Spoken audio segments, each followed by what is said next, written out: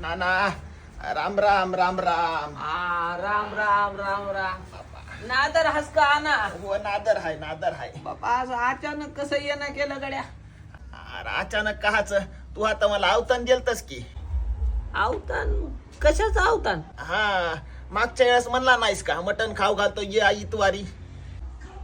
मी म्हणलो होतो हा मया काही ध्यानात नाही गड्या.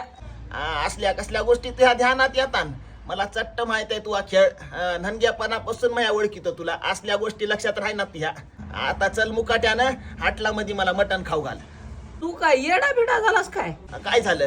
अरे आज पुसातला आयतवार हाय.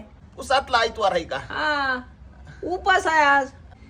तू हाडाच्या जागी काय कर हे 2 शेंगदाणे चाव. अरे बापा काय नाना तू तर भलताच हसर. मागच्या वेळेस म्हणलास गुरुवारी ये.